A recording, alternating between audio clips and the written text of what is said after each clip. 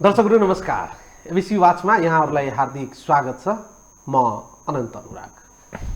देशभित्र वैकल्पिक राजनीतिको कुरा भएको र सुरुवात भएको धेरै लामो इतिहास छैन, तर 2062-63 को आन्दोलनलाई आधार मान्ने हो भने मधेसको राजनीतिबाट वैकल्पिक राजनीतिक धारको सुरुवात भएको भन्न सकिने ठाउँ चाहिँ रहन्छ।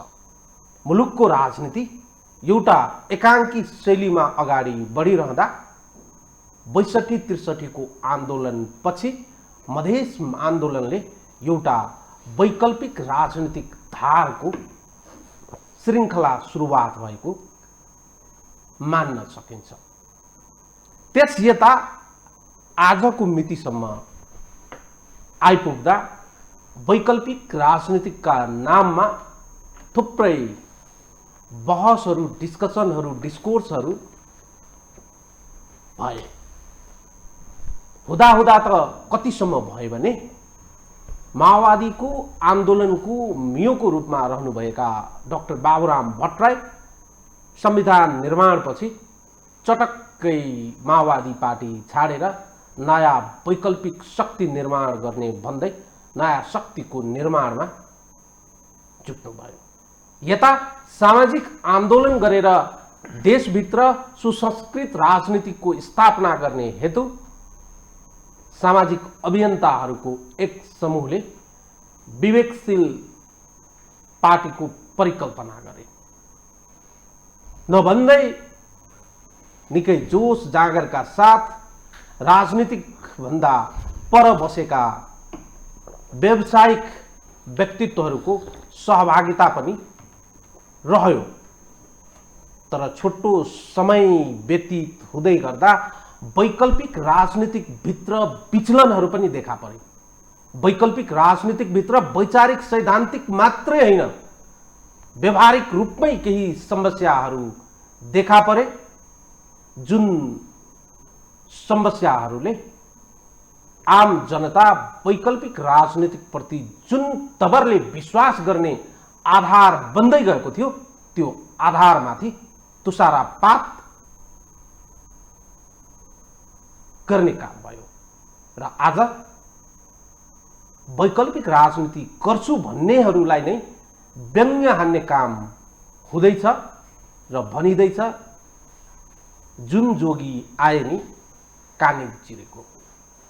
वैकल्पिक राजनीतिको एउटै मात्रै आधार हो, पछिल्तिर होइन अघिल्तिर सर्ने, निरन्तरताको राजनीति होइन क्रमभङ्गताको राजनीति गर्ने,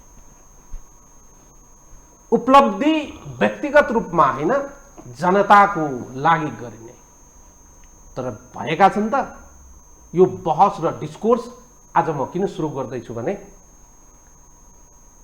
वैकल्पिक राजनीतिको एउटा मियो उपेन्द्र यादव हुनुहुन्छ। उपेन्द्र यादवको पार्टी अहिले जसपा हो।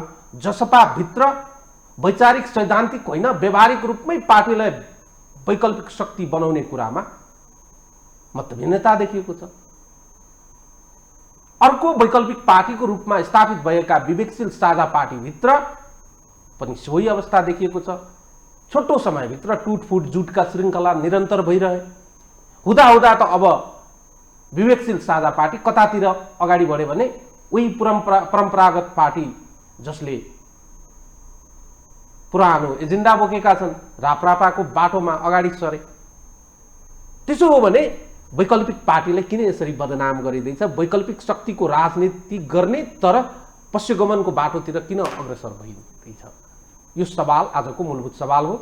हामी प्रश्न गर्नेछौँ दुईजना वैकल्पिक राजनीतिका जानकारहरूसँग। हामीसँग हुनुहुन्छ जसपा नेपालका बौद्धिक व्यक्तित्व, विश्लेषकको रूपमा पनि उहाँलाई हामी चिन्दछौँ। हामीसँग हुनुहुन्छ डम्बर खतिवडाजी र हामीसँग हुनुहुन्छ पत्रकारिताबाट राजनीतिमा हाम फाल्नु भएको, सैद्धान्तिक वैचारिक रूपमा जनजीविकाका सवालमा मात्र होइन राष्ट्रिय एजेन्डाका सवालमा आफ्नो दृष्टिकोण क्लियर गरेर राजनीतिमा लाग्नुभएका नेता प्रकाश चन्द्र परियार, उहाँ विवेकशील साझा पार्टीका सचिवालय सदस्य र नेता हुनुहुन्छ। दुवैजनाले कार्यक्रममा स्वागत गरौँ। नमस्कार, तपाईँ दुवैजनाले कार्यक्रममा स्वागत गर्न चाहन्छु। मैले भूमिका धेरै बाँधेँ, अब प्रश्न म छोटो गर्छु। डम्बरजीबाट सुरु गर्न चाहन्छु। डम्बरजी, जुन उद्देश्यका साथ, जुन विषय र लक्ष्यका साथ वैकल्पिक राजनीति गर्छु भन्नेहरूले विकल्प सहित राजनीतिमा हाम फाले, विचलनहरू देखा परे, वैचारिक र सैद्धान्तिक कुराहरू त समयक्रमसँगै पुष्ट्याइ गर्नुपर्ने कुराहरू होला, तर व्यावहारिक रूपमा एकातिर वैचारिक समस्याहरू त होलान्, तर व्यावहारिक रूपमा वैकल्पिक राजनीति गर्छु भन्दा त्यो वैकल्पिक राजनीतिको चरित्रलाई अंगीकार नगरेको समस्या देखा पर्यो। म गलत हो कि सही हो, मलाई बताइदिनुहोस्। ठिक हो तपाईँको कुरा। हामीले एजेन्डा छनौट र विचारधारा निर्माणमा चाहिँ ठिकै काम गऱ्यौँ, जहाँसम्म म लागेको पार्टी अब मेरो धारको कुरा गर्नुहुन्छ भने होइन। तर व्यवहारमा आउँदाखेरि चाहिँ जुन स्तरको व्यवस्थापन, जुन स्तरको सङ्गठन र जुन स्तरको इमेज बिल्डिङ भन्छ नि, छवि निर्माण, त्यो गर्नु पर्थ्यो। त्यसमा हाम्रो केही न केही मिस्टेकहरू भयो, कमजोरीहरू भयो। तर त्यो कमजोरीलाई दुईटा तरिकाले लिन सकिन्छ। एउटा चाहिँ हामीले नै गरेका कमजोरीहरू, जो हाम्रो इच्छा शक्ति, हाम्रो व्यवस्थापकीय सिप कौशल र हामीभित्रको एउटा तागतले नै करेक्सन गर्न सकिन्थ्यो। र एउटा चाहिँ बाह्य परिस्थिति जो हाम्रो इच्छाले मात्रै हुँदैन थियो हैन। हाम्रो देशको राजनीतिक परिस्थिति यति जटिल छ, त्यसमा भूराजनीति पनि थपिएको छ हैन। भूराजनीतिक जटिलता र राष्ट्रिय राजनीतिका जटिलताले गर्दाखेरि हामीले चाहेर पनि गर्न नसक्ने हैन, चाहेर पनि गर्न नसक्ने कतिपय पक्षहरू चाहिँ उजागर भएर आए। कतिपय पक्षहरू हामीले चाहेर अलि राम्रोसँग व्यवस्थापन गर्न सकेको भए हामीले गर्न सक्थ्यौँ हैन। त्यसमा पनि कमजोरीहरू रहे, जसले गर्दाखेरि मानिसहरूलाई, जनतालाई, मिडियालाई, बौद्धिक जगतलाई, नागरिक समाजलाई के परेको हुनसक्छ भने यो अल्टरनेटिभ फोर्स निर्माण गर्ने अभियानमा हिँडेका मान्छेहरू पनि प्रकारान्तले हिजोकै परम्परागत शक्तिहरू, विशेषतः राजावादी शक्ति र काङ्ग्रेस र कम्युनिस्टहरूकै जस्तो यिनीहरूमा पनि रोगहरू देखा पर्यो या समस्याहरू देखा पर्यो भनेर यदि अहिले कसैले भन्छ भने त्यसलाई मैले 100% यो गलत हो, आरोप मात्रै हो मैले भन्न सक्दिनँ। तर सँगसँगै एउटा आग्रह मेरो के हुन्छ उहाँहरू सबैलाई भने कृपया हाम्रो राजनीतिको जटिलता पनि हामीले बुझिदिनु पर्यो हैन। हामी कस्तो देशमा छौँ हैन, हामी साउथ एसियामा छौँ, हामी छोटो लोकतान्त्रिक अभ्यास भएको मुलुकमा छौँ, हामी सामन्ती पृष्ठभूमिबाट हुर्किएको मुलुक हो, निरङ्कुश पृष्ठभूमिबाट हुर्किएको मुलुक हो हैन। मान्छेहरू भविष्यमुखी भन्दा बढी विगतमुखी छन्। वर्तमानका कमजोरीहरूको तुलना विगतसँग गरिँदैछ त्यस हैन। यी सबै चिजहरूको बीचबाट फेरि फोर्स सजिलै राजनीतिमा निर्माण पनि हुँदैन र नेपालको पोलिटिकल स्पेस जुन छ त्यो चाहिँ अलरेडी पुराना शक्तिहरूले धेरै ठुलो अंश चाहिँ अकुपाई पनि गरेका छन् हैन। यी सबै बीचबाट हामीले एउटा नयाँ राजनीतिक शक्ति, नयाँ विचारधारा, नयाँ दृष्टिकोण र एजेन्डालाई व्यवहारबाटै पुष्टि गर्नका लागि हामीलाई केही समय पनि लाग्छ र यो मिसन अलिकति 1-2 दशक लामै मिसन हो भन्ने बुझाइ छ मेरो। म सुरुमा अहिले भन्दै छैन मैले, देखियो के भने, म अगाडि बढ्नु, देखियो के भने नाम चाहिँ विकल्प राख्ने वैकल्पिक शक्ति भनेर, तर एजेन्डाहरू हेर्दा चाहिँ अल्टिमेटली सत्तामा जाने नै रहेछ भन्ने कुरा चाहिँ तत्कालीन चाहिँ फ्रेमवर्क भित्र देखिदो रहेछ। हैन, एजेन्डामा चाहिँ म समस्या देख्दिनँ। एजेन्डामा हामी चाहिँ जुन एजेन्डा हामीले उठाउन खोजेको हो त्यो एजेन्डा हामी उठाइ नै रहेछौँ। एजेन्डा सेटिङ र आइडियोलोजी निर्माण, विचारधारा निर्माणमा म समस्या देख्दिनँ हैन। समस्या हाम्रो चाहिँ सङ्गठन र व्यवस्थापनमा गएर छ भन्ने चाहिँ म स्वीकार गर्छु। र तपाईँले भन्नुभयो सत्तामा जाने त राजनीतिक दलको जन्म नै सत्तामा जानको लागि हुन्छ हैन। त्यसमा कहिले कसैले कुनै भ्रमै राख्नुहुन्न। सत्ता भनेको मिन्स हो नि हैन, मिडियम हो नि, मिन्स त होइन नि त। बुझेँ मैले। तर कस्तो बेलामा कसरी सत्तामा जाने भन्ने प्रश्न आउँछ। त्यहाँनिर मिसनलाई माथि राखेर अफसरलाई मिसनको अधीनस्थ गर्ने कि अफसरलाई मिसनको अधीनस्थ गर्ने भन्ने प्रश्न आउँछ। र जहिले पनि अल्टरनेटिभ पोलिटिक्सको एउटा धारणा के हो भने उसले अफसरै लिँदैन भन्ने चाहिँ होइन, तर त्यो जहिले पनि मिसनको अधीनस्थ हुनुपर्छ। यदि मिसनलाई हेल्प गर्छ भने अफसरको उपयोग गर्ने हो, मिसनलाई त्यसले घाटा गर्छ भने चाहिँ त्यस्तो अफसरहरू चाहिँ छोड्ने हो। यो चाहिँ अल्टरनेटिभ पोलिटिक्सको सामान्य इथिक्स हो जस्तो मलाई लाग्छ। ओके, म यही प्रश्न प्रकाशजीले गर्न चाहन्छु। प्रकाशजी, नाम चाहिँ वैकल्पिक शक्ति निर्माण गर्छु भन्ने, जनतालाई एक किसिमको आश देखाउने, तर चाहिँ आफू परिवर्तन नहुने, आफू चाहिँ परम्परागत शैलीको शिकार हुने, यही तरिकाले वैकल्पिक शक्ति निर्माण हुने आशा गर्ने ठाउँ चाहिँ कहाँ बाँकी रह्यो? अब यो वैकल्पिक शक्ति निर्माण क्रममै छ। त्यो आशा फैलेको कारणले, मौलाएको कारणले अहिले हामी बहस गरिरहेका छौँ। र म के भन्न चाहन्छु भने वैकल्पिक राजनीतिको बिजारोपण चाहिँ भइसक्यो।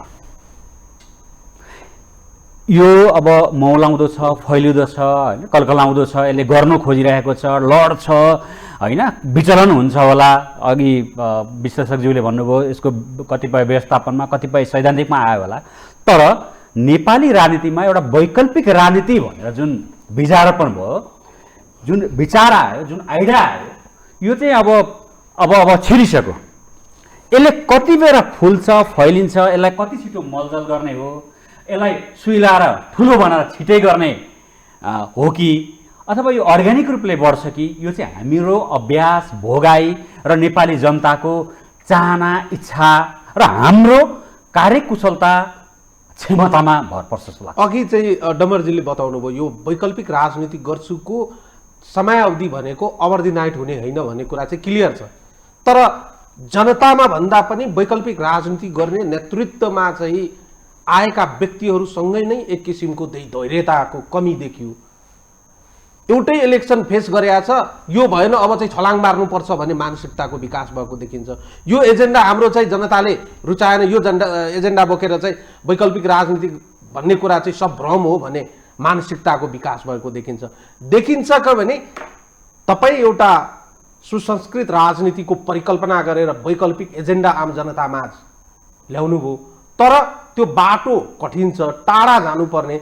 अब नेतृत्व चाहिँ सर्टकट बाटोको खोजी गरेर लक्ष्य प्राप्ति भन्दा पनि, एजेन्डालाई स्थापित गर्ने भन्दा पनि लक्ष्य प्राप्तिको जुन चाहिँ राजनीतिक दलहरूको एउटा चाहिँ दीर्घकालीन चिन्तन हुन्छ, सत्ता प्राप्ति, त्यतातिर चाहिँ केन्द्रित भएको देखिन्छ, होइन र? त्यो अब पुरापुर 100% त म भन्दिनँ। केही छनकहरू, केही सङ्केतहरू केही आएका हुन् यो वैकल्पिक राजनीतिमा। तर यसको अर्को राम्रो पाटोलाई हामीले सर्लक्क भुलेर कि यो राजनीतिमा खास गरेर युवा शक्तिको आकर्षण कम भइरहेको बेलामा यो देशमा नेतै भएन, राजनीति नै भएन, राजनीति गर्ने भनेको त राजनीति नै गर्नेले गर्नुपर्छ, बिहानदेखि बेलुकैसम्म त्यो उसको छुट्टै इस्पातिलो मान्छे जन्नुपर्छ, म राजनीति भनेर जन्मेको मान्छेले गर्छ भन्ने भाष्यको एउटा परिवर्तन भयो। अहिले युवाहरूलाई परम्परागत दलहरूमा जुन युवा आकर्षण छ त्यसलाई पनि फैलाउन, मौलाउन र मैदान खाली हुँदाहुँदै त्यहाँ उहाँहरूलाई आकर्षण हुने स्थिति चाहिँ वैकल्पिक राजनीतिले गरेको। र क्षमता भएका, राजनीतिक सुझबुझ भएका, म राजनीति गर्छु भनेको गैर राजनीतिक पेसा क्षेत्रका मानिसहरूलाई राजनीतिमा आउन आकर्षण बनाउने क्षेत्र पनि वैकल्पिक राजनीति हो। किनकि परम्परागत राजनीतिमा जो मानिसहरू राजनीति गर्न जान्छु भन्थे, चाहे उनीहरू व्यवसाय पृष्ठभूमिका हुन्, चाहे उनी के अरे सेवा क्षेत्रका हुन्, चाहे अन्य क्षेत्रका हुन्, उनीहरू त्यहाँ राज्य दोहन गर्नलाई अरूले गरे, राजनीतिक दलका मानिसहरूले। हामी चाहिँ किन भनेर भन्थे भने वैकल्पिक राजनीतिमा चाहिँ मानिसहरू खास गरेर योगदानमा आधारित राजनीति गर्न पाइन्छ कि, समर्पणमा आधारित राजनीति गर्न पाइन्छ कि, सबैलाई खराब भनेर प्रश्न मात्रै उठाउने होइन, मैले के गर्न सक्छु भन्ने मानिसहरूलाई आकर्षण गरियो। लाभमा आधारित राजनीतिको मात्रै। प्रकाशजी, तपाईँको पार्टीकै कुरा गर्छु। तपाईँको पार्टी टुटफुट जुटको श्रृङ्खलाबाट अगाडि बढ्यो। अझै पनि तपाईँको पार्टीभित्र एक किसिमको विवाद देखिन्छ, खास गरी राजनीतिक आइडियोलोजीकै हिसाबले, विचारकै हिसाबले र लाइनकै हिसाबले समस्याहरू देखा परेका छन्।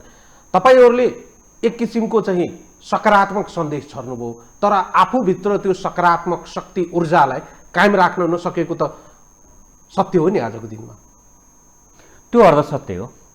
किन अर्धसत्य हो भने हामी महाधिवेशनको सम्मुखमा छौँ, हामी निर्वाचनको सम्मुखमा छौँ र र हामीले लामो यात्राको धावक भन्दा पनि यो लामो यो दशकौँ राजनीति हो। यो राजनीतिको पोलिटिक्स मात्रै होइन, पोलिटी नै चेन्ज गर्ने हामीले अभ्यास गरेका हौँ, हामीले भनिरह्यौँ, प्रयास पनि गऱ्यौँ। तर धरातल यथार्थ हाम्रो बहसमा मात्रै छैन, हामीले जानेको कुरामा मात्रै छैन।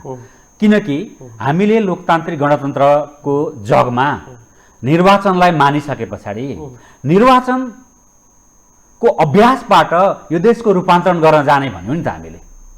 र विवेशित साझा पार्टी त कुनै क्रान्ति, युद्ध, ठुलो राजनीतिक परिवर्तन भनेर आएको होइन। सुसंस्कृत राजनीति, समतामूलक समृद्धि भन्ने एउटा अभियानको जगमा जन्मेको पार्टी भएको कारणले हामीलाई केही बुझाएका कुराहरू, केही गर्ने कौशलका कुराहरूमा समस्या आयो। त्यसलाई हामीले त्यो निरूपण पनि गर्दै आएका छौँ। त्यसलाई धान्ने फेरि हामीले नै हो, किनकि यही जगमा छौँ, यही देशमा छौँ, दक्षिण एसियाको तन्नम गरिब, तन्नम व्यथिति भएको देशमा छौँ, जहाँ हामीले अभ्यास पनि गर्नुपर्ने छ। तपाईँले भनेकै ठ्याक्कै सन्देश दिनुपर्ने होइन, जुन जोगी आए पनि कानै चिरेको भने तिमीहरू पनि हो भन्ने खालकोबाट चाहिँ के हो भन्दा हामीसँग केही समस्याहरू आयो। तर यो सँगाल्न सक्ने, सम्बोधन गर्न सक्ने, सँगालेर लान सक्ने र यसलाई परिणाममा ल्याउन सक्ने क्षमता हामी राख्छौँ भनेर म तपाईँहरूलाई विश्वास र दाबी गर्न चाहन्छु। डेभरजी, अब सवाल के आउँछ भने देखियो, दृश्यहरू देखियो, पुरानाहरूबाट नै नयाँ विकल्पको एजेन्डालाई स्थापित गर्ने त्यसमा समस्या देखिएको स्थिति छ अहिले। पुरानाहरूले चाहिँ नयाँ विकल्प सहितको पार्टी स्थापना गर्न नसक्ने एउटा भाष्य निर्माण भएको हो। घटनाक्रमहरूलाई हेर्दा तपाईँ डाक्टर बाबुराम भट्टराईकै कुरा गर्छु म। डाक्टर बाबुराम भट्टराई त एउटा ठुलो विशाल पार्टी छाडेर आउनुभएको हो नि त, अवसर छाडेर आउनुभएको हो नि त। उहाँ चाहेको भए त माओवादीमै बसेर फेरि चाहिँ देशले सेवा गर्न सक्नुहुन्थ्यो नि। तर उहाँले माओवादी पार्टी छाडेर नयाँ शक्ति निर्माण गर्नुभयो, विकल्पको राजनीति गर्छु भन्नुभयो। तर हुँदाहुँदै अहिले जसपासम्म पुग्नु भएको छ। अब जसपामा जाँदा पनि त्यहाँ प्रब्लम देखिएको छ। प्रब्लम फेरि तपाईँ बताउनु होला अहिले। तर पुरानाबाट चाहिँ वैकल्पिक राजनीति सम्भव नहुने हो कि भन्ने एक किसिमको भाष्य निर्माण भएको छ अहिले हाम्रो देशमा। होइन, रूप पक्षबाट हेर्दा त्यो भन्न मिल्छ। त्यसको बाह्य रूप हुन्छ नि, त्यसबाट हेर्दा तपाईँले भनेको कुरा ठिकै हो जस्तो मलाई लाग्छ। तर वास्तविकता चाहिँ फेरि त्यो होइन, सम्पूर्ण कुरा चाहिँ त्यो होइन। यो मान्छे कसलाई नयाँ भन्ने, कसलाई पुरानो भन्ने पनि एउटा बहसकै विषय हो। मान्छे नयाँ हुन्छ र जस्तो लाग्छ मलाई चाहिँ। जस्तो कुनै मान्छेसँग अहिले आज मानिलिउँ तपाईँसँग मेरो आज भेट भयो होइन, मेरो आज नयाँ मान्छेसँग चिन्जान भयो मैले भनौँला। तर के तपाईँको र मेरो भेट पो आज भयो त, नयाँ भयो त। मान्छे त न म नयाँ हो न तपाईँ नयाँ हो। म 40-50 वर्षदेखि यही धरतीमा छु, म कसरी नयाँ होइन? नयाँ कसलाई भन्ने पहिला त्यो डिफाइन हुनु पर्यो।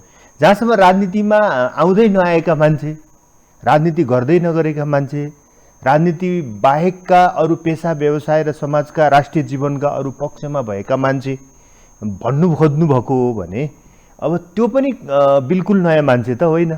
उहाँहरूले पनि कुनै न कुनै धारणा समाजमा, चाहे कोही पत्रकार हुनुहुन्थ्यो, कोही लेखक हुनुहुन्थ्यो, कोही सामाजिक अभियन्ता हुनुहुन्थ्यो भने उहाँहरूको पनि त केही न केही धारणा त थियो होला, विचारधारा त थियो होला होइन। त्यस हुनाले त्यस्तो प्र्याक्टिस चाहिँ सफल हुन्छ। यो जसपाको प्र्याक्टिसमा चाहिँ धेरै पुराना मान्छेहरू भएर असफल भएको हो भनेर यदि तुलना गर्ने हो भने त त्यसो भयो भने त विवेकशील साझाको अभ्यास चाहिँ अहिलेको भन्दा त अलि धेरै गुणा बढी सफल हुनुपर्ने होइन। फेरि त्यहाँ पनि त्यो देखिएन भने यो नयाँ र पुरानोको प्रब्लम होइन जस्तो लाग्छ मलाई। यो नयाँ र पुरानोको भन्दा पनि यो एजेन्डा सेटिङ कसरी गर्ने, विचारधारा निर्माण कसरी गर्ने, कस्ता मुद्दाहरू उठाउने, कस्ता मुद्दाहरू कुन कलासहित उठाउने र त्यसप्रति कति न्याय गर्ने भन्ने कुरा हो। र अलिकति अधैर्यता भन्ने चिज चाहिँ यहाँ देखियो, दुई होइन देखियो। अल्टरनेटिभ पोलिटिक्स भनेर जति पनि समूहहरूले दाबी गरे ती सबै समूहको नेतृत्वमा अभियन्ताहरूमा एक प्रकारको अधैर्यता चाहिँ देखिएको हो जस्तो नयाँ। तपाईँले म एउटा इक्जाम्पल दिन्छु, त्यसपछि म अर्को प्रश्न। पाकिस्तानमा हामीले इमरान खानको पार्टीको चाहिँ ग्राफ हेऱ्यौँ भने 2000 तिर लगभग पार्टी चाहिँ सुरुवात गरेको देखिन्छ र 2000 तिर पार्टी सुरुवात गर्दा तपाईँहरू जुन लेभलमा हुनुहुन्छ त्यति ठुलो पार्टी पनि थिएन। तर जब चाहिँ 2020 सम्म आइपुगे तिनको पार्टी देशको सरकार चलाउने ल्याकतमा पुगे। अथवा एउटा सामान्य चाहिँ हामीले चाहिँ एउटा मेट्रिक्स मान्ने हो कि कति दिनमा एउटा पार्टी जन्मिदा चाहिँ मूलधारको वैकल्पिक राजनीति गरेर सत्ता सञ्चालन गरेर एउटा सन्देश दिन सक्छ भने नर्मली 20 इयर्सको चाहिँ एउटा टाइम फ्रेमलाई हामी लिन सक्छौँ। नेपालमै कुरा गर्ने हो भने खास गरेर मधेस आन्दोलनपछि यदि यो देशमा वैकल्पिक पार्टीहरूको सुरुवात भएको हो भनेर मान्ने हो भने आजसम्म आइपुग्दा त 17-18 वर्षको समय हामीले व्यतीत गर्यौँ। उपेन्द्र यादव एउटा लिडरसिप इस्टाब्लिस गरेकै हो, उहाँको नेतृत्वमा यहाँसम्म पार्टी आएकै हो। टुटफुट जुटका श्रृङ्खला त थुप्रै भए। बाबुराम भट्टराईज्यू पनि त्यही गरेर मिसिनु हो। मिसिसकेपछि अहिले पार्टीभित्र देखिएको विषयवस्तु तपाईँले अघि बताए जस्तै ठ्याक्कै विचारधाराको होइन रहेछ, ठ्याक्कै एजेन्डाको होइन रहेछ, व्यवस्थापन र चिन्तनको रहेछ, व्यवहारिक समस्या रहेछ भन्ने कुरा। व्यवहारिक र व्यवस्थापनको कुरा सेटल डाउन गर्नको लागि त यति रडाको मचाउनु नपर्ने, तर त्यो त फ्लोरमै आएको देखिन्छ। फेरि यो त आन्तरिक विषय हो नि त। आन्तरिक विषयले गर्दा चाहिँ राष्ट्रिय राजनीतिलाई नै तपाईँले एक किसिमले पुसअप गर्ने हो भने त त्यो आन्तरिक विषयले राष्ट्रिय राजनीतिलाई धुमिल पार्छ भन्ने कुरा त पुष्टि भइसक्यो। अब मेरो अध्ययनमा इमरान खानलाई पनि 22 वर्ष लागेको थियो। 22 वर्षपछि उहाँ सत्तामा आउनुभयो, पार्टी खोलेको। तपाईँले इन्डियामा आपको कुरा गर्नुभयो भने केजरीवाललाई पहिलोचोटि मुख्यमन्त्री हुन 16 वर्ष लागेको थियो। यद्यपि त्यहाँ उहाँ आप भन्ने पार्टीको रूपमा होइन, त्यहाँभन्दा अगाडि नै विभिन्न किसिमको सामाजिक अभियानमा चाहिँ उहाँ जोडिनु भएको थियो। जनलोकपालको आन्दोलन, त्यस्तै गरिकन होइन इन्फर्मेसन टेक्नोलोजी सम्बन्धी राइट्स, के अरे सूचना अधिकारको विषय, अनि तपाईँको झोपडपट्टिको अधिकार होइन लगायतका चिजहरू चाहिँ उहाँले गर्नुभएको थियो। त्यस्तै अब यस्तो संसारमा थुप्रै उदाहरणहरू छन्। अब हाम्रो अहिले अल्टरनेटिभ पोलिटिक्स भन्ने शब्दै अलिक बढी क्वाइन गर्न थालेको चाहिँ यो पहिलो संविधान सभाको असफलतापछि 64 सालदेखि हो। यद्यपि राजनीतिक मुभमेन्टहरू मैले त अझै के भन्ने गरेको छु भने नेपालमा अल्टरनेटिभ पोलिटिक्स भनेको के हो, को हो, कुन कुन प्रयासहरू हो भनेर भन्दाखेरि त मैले त काङ्ग्रेस, कम्युनिस्ट र राजावादीहरू बाहेक होइन, यो त मैले देवेन्द्र राज पाण्डेहरूले 47 सालमा खोल्नु भएको थियो नि लोकदल, त्यसलाई पनि मैले त अल्टरनेटिभ पोलिटिक्सकै एउटा हिस्ट्री मान्छु। त्यो सफल भयो असफल भयो होइन। त्यतिखेर खोल्नु भएको गजेन्द्र नारायण सिंहको सद्भावना पार्टी या गोरेबहादुर खपाङ्गीको या 3टा मेजर टेन्डेन्सीहरू नेपालको मेन स्ट्रिममा रहे। त्यो भनेको राजावादी फोर्स, काङ्ग्रेस र कम्युनिस्ट। यो 3टा भन्दा बाहिरबाट पनि सोसियल जस्टिसको न्यायसहित होइन, आर्थिक समृद्धिको न्यायसहित पोलिटिकल फोर्सको निर्माण हुन सक्छ कि सक्दैन भन्ने सबै अभ्यासहरूलाई मैले अल्टरनेटिभ पोलिटिक्सको डालोबाट हेर्छु। त्यसैले मैले त देवेन्द्र राज पाण्डे, सद्भावना पार्टी, गजेन्द्र नारायण सिंहलाई पनि यही उसमा हेर्छु मैले। तर यो शब्द क्वाइन भएको थिएन त्यतिखेर। यो अल्टरनेटिभ पोलिटिक्स भन्ने शब्द त थिएन नि त। उहाँहरूले आफ्नै ढङ्गले पार्टी निर्माण गर्दै हुनुहुन्थ्यो होइन। कुबेर शर्माले ग्रिन पार्टी, हरियाली पार्टी बनाउनु भएको थियो। यस्ता थुप्रै चिजहरू हामीसँग थिए। तर यो क्वाइन भएको शब्द क्वाइन भएको भनेको त पहिलो संविधान सभाको असफलतापछि भनेको 70 को हाराहारीमाबाट यो शब्द चाहिँ अलिक बढी चाहिँ चर्चामा आयो। त्यसपछि थुप्रै आर्टिकलहरू लेखिए। त्यसमध्ये एउटा मान्छे म पनि हो। मैले आफ्नै धारबाट एउटा वैकल्पिक विचार मञ्च भनेर हामीले इटरीमा बसेर केही साथीहरू मिलेर नेपालमा किन फरक धारको राजनीतिक दल आवश्यक छ भनेर चाहिँ, र त्यो किन राष्ट्रिय चरित्रकै हुनुपर्छ, तर त्यसले किन क्षेत्रीय मुद्दाहरूलाई पनि सम्बोधन गर्नुपर्छ भन्ने होइन, यस्तो खालको एउटा मोडालिटीको पार्टिसिपेटरी डेमोक्रेसिक एप्रोच होइन, सहभागितामूलक लोकतन्त्र र समावेशी लोकतन्त्रको चरित्र बोकेको राजनीतिक दल नेपालमा बन्न सक्छ कि सक्दैन भनेर केही लेख्ने बोल्ने कामहरू गर्ने मान्छेहरूमा हामी पर्छौँ। तर यो सबै हेर्नुभयो भने त लामो इतिहास हुन्छ, तर यसको एउटा अलिक कङ्क्रिट प्रयास भएको चाहिँ नि त्यति धेरै समय भएको छैन। यसलाई मुस्किलले 10 वर्षकै अवधि, 5-7 वर्षको अवधि भन्दा हुन्छ भन्छु अझै मैले त होइन। त्यसैले 5-7 वर्षको अवधिमा यसले एउटा पोलिटिकल स्पेस चाहिँ निर्माण गर्यो। पहिलो कुरा हामीले के बुझ्नुपर्छ भने राजनीतिमा पहिला त्यसको जनमतको स्पेस बन्नुपर्छ। त्यो बौद्धिक तहमा, वैचारिक तहमा, सङ्गठनात्मक तहमा आन्दोलनको लिगेसीहरूबाट त्यो बनिसकेपछि अनि त्यसलाई कसरी कङ्क्रिट गर्ने भन्ने कुरा चाहिँ पोलिटिक्समा आउँछ होइन। यो पहिलो फेज त हामीले गऱ्यौँ नि त। जस्तो पार्टी निर्माण गरेर लेखहरू लेखेर अन्तर्वार्ताहरू गरेर आन्दोलनहरू चलाएर बौद्धिक बहसहरू गरेर यो पनि पोलिटिक्सको एउटा स्पेस हो है। काङ्ग्रेस कम्युनिस्ट राजावादी मात्रै यो देशमा छैनन् हैन। काङ्ग्रेससँग रिस उठ्यो कम्युनिस्ट हुनुपर्ने, कम्युनिस्टसँग रिस उठ्यो राजावादी हुनुपर्ने, राजावादीसँग रिस उठ्यो काङ्ग्रेस हुनुपर्ने, यो यति मात्रै छैन है यो चक्र। एउटा प्रश्नको यो भन्दा बाहिर पनि छ पोलिटिक्स। तपाईहरु चाहिँ कहाँनिर अहिले प्रश्नको घेरामा हुनुहुन्छ भने तपाईले भन्नु भने राजावादी काङ्ग्रेस कम्युनिस्ट बाहेकको फोर्स हौ है हामी भनिरहँदा तपाईहरु चाहिँ सापेक्षतामा हेर्दा चाहिँ के कुरामा फरक हुनुहुन्छ भन्दा चाहिँ तपाईहरु भन्नुहुन्छ एजेन्डा छ, तर फेरि चाहिँ एउटा फ्रेममा राखेर हेर्दा व्यावहारिक रूपमा त तपाईहरु भन्दा वा एमाले कांग्रेस वा माओवादी वा के अरे राप्रपाका चाहिँ राजावादी शक्तिहरू भन्दा पृथक त तपाईहरु पनि केही हुनुहुन्न हैन। विचारले नै हामीले त्यो तीनटा विचारलाई नै रिजेक्ट गर्यौं भनेपछि हामी विचारले फरक भइहाल्यौं, किनभने उहाँहरूको अस्तित्व भन्दा बाहिर पनि राजनीति छ। किन नेपालमा त त्यो तीनटा शक्ति भन्दा बाहिर पनि राजनीति हुन सक्छ भन्ने पहिला त कसैले विश्वास गर्दैन थियो नि त, कि गर्थ्यो भन्नुहोस् त। त्यहाँभन्दा बाहिर एउटा राजनीतिको स्पेस बन्छ, राजनीतिको करियर बन्छ, राजनीतिक संगठन हुन्छ, देशभरि नेटवर्क हुन्छ भन्दा कसले पत्याउँथ्यो र यो देशमा? कसैले पत्याउँदैन थियो। आज त्यो पुष्टि भयो, एउटा कुरा स्पेस त निर्माण भयो हैन। संगठन पनि छ एक हदसम्म के, जति मान्छेहरूले कमजोर भयो तिमीहरू कमजोर भयो भनेर भन्छन् त्यति धेरै कमजोर त होइन फेरि, किन कहीँ न कहीँ देशभरि संगठन छ, सञ्जाल छ, साथीभाइहरू काम गर्दैछन्, कहीँ चुनाव जितेका छन् हैन, कहीँ चुनाव जित्ने हैसियतमा छन्, कहीँ नयाँ बिल्डअप हुँदैछ। त्यसैले बिल्कुल कमजोर संगठन भन्ने पनि मलाई चाहिँ लाग्दैन। तर त्यसैले एजेन्डामा त हामी बडो प्रष्ट छौँ। एजेन्डामा त बडो प्रष्ट के छौँ भने त्यो त हामीले भन्यौँ उहाँहरूकोसँग हाम्रो एजेन्डा मिल्दैन। यो संविधानको पुनर्लेखनदेखिको कुरा छ हैन, संसदीय प्रणाली फेर्नेदेखिको कुरा, निर्वाचन प्रणाली फेर्ने कुरा, शासकीय स्वरूप फेर्ने कुरा, अर्थतन्त्रको ढाँचा फेर्ने कुरा, कर्मचारी तन्त्रको पुनर्गठन गर्ने कुरा हैन, इकोनोमीलाई कसरी समतामूलक बनाउँदै लाने र तीव्र आर्थिक वृद्धि पनि गर्ने भन्ने कुरा हैन, पर्यावरणीय लोकतन्त्रको कुरा, सामाजिक न्यायको कुरा, सकारात्मक विभेदको कुरा, आरक्षण प्रणालीको, सीमान्तकृत समुदायको समावेशिता र आरक्षणको कुरा हैन। यो त एजेन्डा होइन र, यो त बृहत एजेन्डा हो।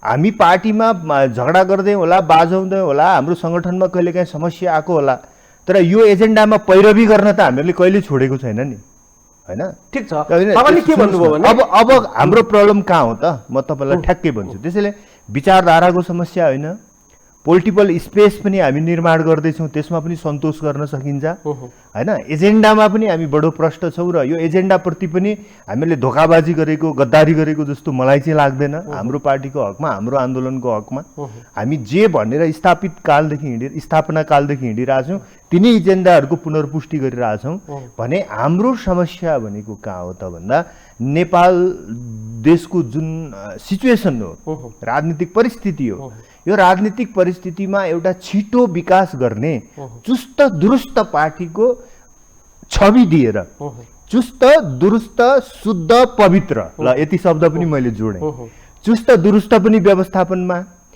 पवित्र पनि हैन, यो दुईटै चिजको छवि दिएर जति छिटो जनतालाई आकर्षित गरेर चाहिँ हामीले राजनीतिक परिवर्तन दिनु पर्थ्यो राज्यलाई, समाजलाई, त्यो गर्न चाहिँ अलिकति हामी ढिलो भएकै हो। म प्रकाशजीसँग जानुभन्दा अगाडि म प्रकाशजीलाई फेरि अर्को प्रश्न के छ भने सामान्य रूपमा हेरौँ है यसलाई, तपाईहरू विकल्पको राजनीति, सुसंस्कृत राजनीति गर्छु भनेर आएकै हो, तपाईहरू फुट्नुभयो फेरि जुट्नुभयो। अहिले के हो भने वैकल्पिक राजनीतिको लक्ष्य भनेको अग्रगमनतिर हो अथवा अगाडितिर हो, तर ठ्याक्कै अहिले चाहिँ विवेकशील साझा पार्टीले हेर्दा कता कता विवेकशील साझा पार्टी चाहिँ पछाडितिर फर्कियो कि भन्ने कुरा नै तपाईहरूभित्र वैचारिक र कार्यक्रमिक लाइनमै चाहिँ समस्या देखिएको हो नि अहिले, होइन र? समस्या देखिएको होइन, यो बहसको चरणमा प्रवेश गर्यो। तर हामीले वैकल्पिक राजनीतिको अहिले बहस गरिरहेका छौँ, हामी वैकल्पिक राजनीतिकै एउटा शक्ति हौँ भन्छौँ। त्यसो भने एउटा बहस जारी छ र हामीले अभ्यास गरिरहेको कुरामा हामीले कम्प्रोमाइज गरेका छैनौँ। हामीसँगका के एजेन्डा कम हो र?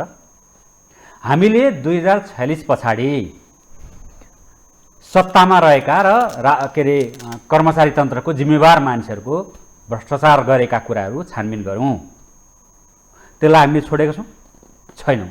दलै पिछेको कर्मचारी युनियन जो चाहिँ तपाईँ हाम्रो ट्याक्सबाट उहाँहरू राष्ट्र सेवा गर्नुहुन्छ त्यसलाई खारेज भनेको हाम्रो एजेन्डा हामीले छोडेका छौँ छैनौँ।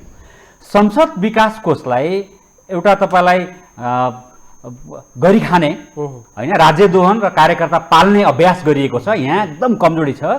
त्यसलाई खारेज गरेर सांसदलाई नीति निर्माण तहमै लगाउँ भनेर हामीले गरेको कुरालाई छोडेका छैनौँ।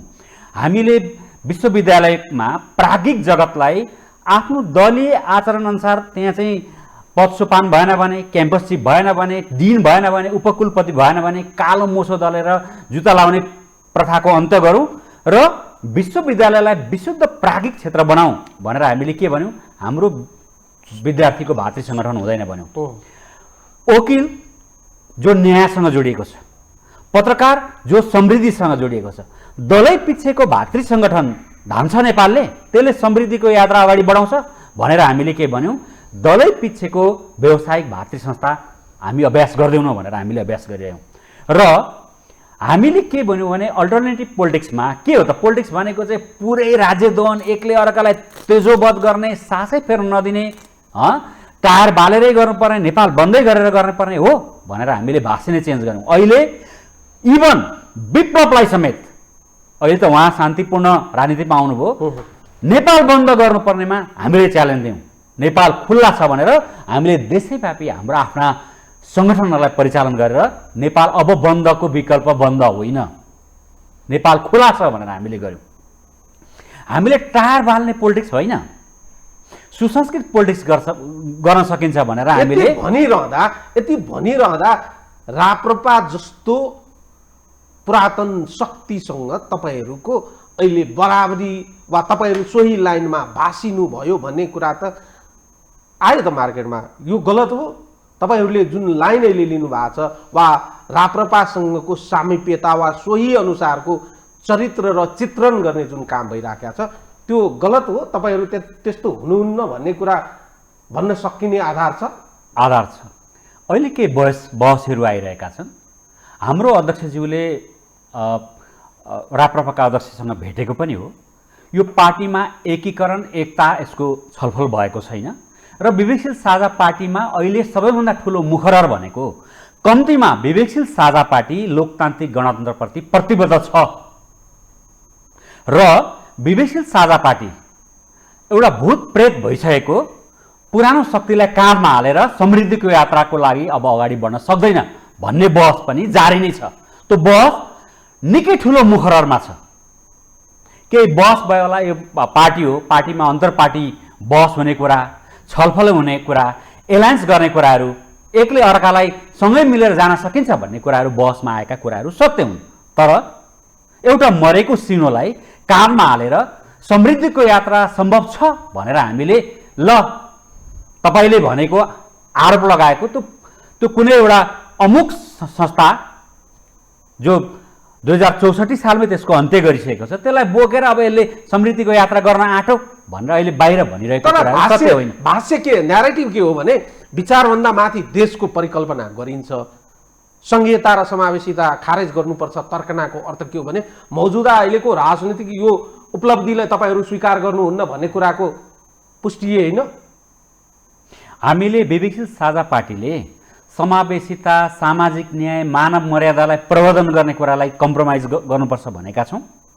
संविधानमा व्यवस्था भएका कुराहरूलाई राष्ट्रिय जीवनमा छलफल चलाऊ भन्ने कुरा राजनीतिक दलले बोल्नै नमिल्ने हो होइन। तर हामीले यो देशको स्वाधीनता, सम्प्रभुता, अखण्डतामा आँच आउने कुराहरूमा यो देशको शक्तिहरू एउटा हुनुपर्छ, एक हुनुपर्छ। कुनै दलीय पूर्वाग्रहका कारण, कुनै सैद्धान्तिक धारका कारण यो राष्ट्रलाई केन्द्र बनाउने कुरा, सम्प्रभुतालाई केन्द्र बनाउने कुरा, स्वाभिमानलाई केन्द्र बनाउने कुरामा कम्प्रोमाइज गर्नु हुँदैन भन्ने कुरा बहसमा आउनु कुरोलाई खराब मान्नु हुँदैन जस्तो लाग्छ मलाई चाहिँ। तर किन त्यसो हो भने चाहिँ पत्रकारिता ब्याकग्राउन्डबाट रविन्द्र मिश्रजी चाहिँ राजनीतिकमा प्रवेश गर्नुभयो। पत्रकारिता गर्दै ताका चाहिँ उहाँको एउटा चाहिँ फरक इमेज थियो। पार्टी निर्माणमा लागिसकेपछि अहिले जुन लाइनबाट उहाँ अगाडि बढिराख्नु भएको छ, जुन प्रकारको न्यारेटिभ उहाँ मिडिया मार्फत वा आफ्ना विचार मार्फत चाहिँ सेट गर्न खोज्नु भएको छ, त्यो अग्रगमनको राजनीति हो र मुलुकको लागि? पहिले त म फेरि पनि सविनय के भन्न चाहन्छु भने दर्शक श्रोताहरूलाई पनि, किनकि हामीलाई निहालिरहनु भएको छ, अहिले विवेकशील साझा पार्टी वैचारिक बहसमा खुला भएको पार्टी हो र हामी महाधिवेशन सम्मुख छौँ। महाधिवेशन सम्मुख अगाडि यस्ता विचारहरू आएका छन्, पार्टीमा फरक फरक धारका कुराहरू आएका छन्, तर यो एउटा लोकतान्त्रिक पार्टी भएका कारणले विचारलाई निषेध गर्नु हुँदैन भनेर हामीले प्रष्टताका साथ विचार राख्न पाइन्छ, फरक धार ल्याउन पाइन्छ, तर त्यसलाई पार्टीमै निरूपण गरेर, पार्टी सत्ताबाटै त्यसलाई निरूपण गरेर, दस्तावेजीकरण गरेर, निर्वाचित भएर त्यसलाई अँगाल्ने कुराहरू भएको कारणले अहिले बहसमा आएका कुरालाई यो राजावादी नै भयो होइन। म त लोकतान्त्रिक गणतन्त्रप्रति प्रतिबद्ध भएर बोलिरहेको छु। अरूले भन्दा तपाईँकै पार्टीमा सँगै रहनुभएका साथीहरूले चाहिँ तपाईँहरूलाई आरोप लगाउनु भएको छ। अरूले त के आरोप लगाउनु भन्दा पनि तपाईँहरूसँगै रहनुभएका फरक विचारधारा लाइन भयो भनेर पार्टी चाहिँ अहिलेको मौजुदा स्थितिभन्दा पछि जान सक्दैन, अग्रगमनको बाटो हो भनेर भन्नेहरूलाई पनि तपाईँहरूले बुझाउन सक्नु भएन भने आम जनतालाई बुझाउन त